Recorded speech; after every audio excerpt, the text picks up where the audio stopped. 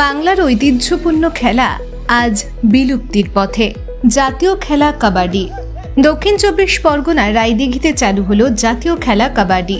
মূলত আজ থেকে কয়েক দশক বছর আগে গ্রামের মাঠে বিভিন্ন খেলাধুলোর আসর জমত।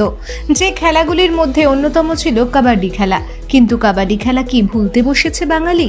মাঝে মাঝেই শোনা যায় এই প্রশ্ন। কারণ কাবাডি খেলা ঘিরে গ্রাম বাংলায় আগের সেই উন্মাদনা আর নেই। অথচ খাতায় কলমে আমাদের জাতীয় খেলা কাবাডি।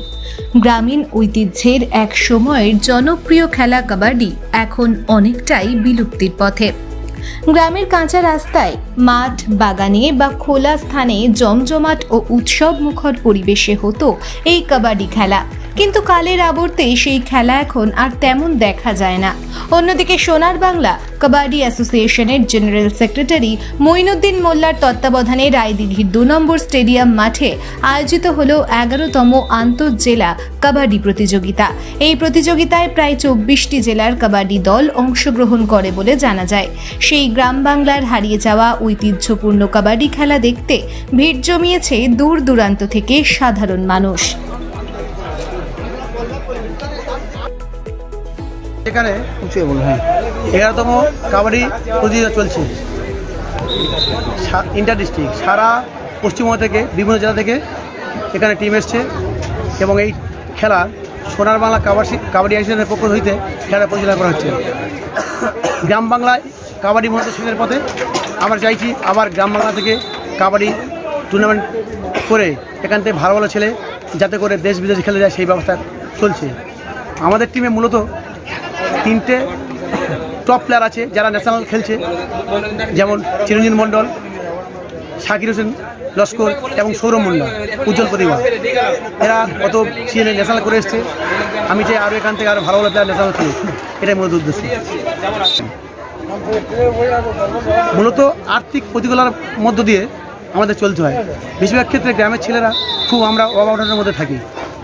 এইসব খেলাগুলো করতে গেলে একটু যেসব পরিবার ছেলেমেয়েরা একটু আর্থিক সহযোগিতা থাকে তাদেরকে যদি ঠিকমতো পিছন থেকে গাইড করা যায় তাহলে এখান থেকে আরও আগামী দিনে উজ্জ্বল ভবিষ্যৎ গড়ে উঠবে। এখানে প্রায় 20টা জেলা এখানে অংশগ্রহণ করতে এসছে। এসছে এখানে এদের থাকা খাওয়া সমস্ত কিছু ব্যবস্থা আছে এখানে। আপনার নাম পরিচয়? আমার নাম মোহাম্মদ মঈনুদ্দিন মোল্লা। আমি জয়েন্ট সেক্রেটারি এবং সোনার বাংলা কাবাডি অ্যাসোসিয়েশনের জেনারেল সেক্রেটারি। 29শে জুন 2024 আমাদের রায়দিঘি স্টেডিয়ামে আন্তঃজেলা কাবাডি টুর্নামেন্ট লিগ পর্যায়ে চলছে। আমাদের সোনার বাংলা কাবাডি অ্যাসোসিয়েশন, দক্ষিণ 24 পরগনা জেলা কাবাডি অ্যাসোসিয়েশন, সুন্দরবন কাবাডি অ্যাসোসিয়েশন এবং রাজ্য কাবাডি অ্যাসোসিয়েশনের যৌথ উদ্যোগে এই পরিচালনা করছেন মূলত ডক্টর মঈনুদ্দিন মোল্লা, যিনি পেশায় ডাক্তার কিন্তু নেশায় খেলোয়াড়। এই কাবাডি খেলোয়াড়কে জাগিয়ে রাখতে গ্রাম বাংলায় এরকম উদ্যোগ, যাতে রাজ্যের বিভিন্ন জেলা থেকে বেশ কয়েকটি জেলা এসছে, বিভিন্ন রাজ্যের বিভিন্ন প্রান্ত থেকে। এবং আমরা অত্যন্ত খুশি এবং গর্বিত যে আমাদের এলাকার বেশ সাড়া পড়েছে।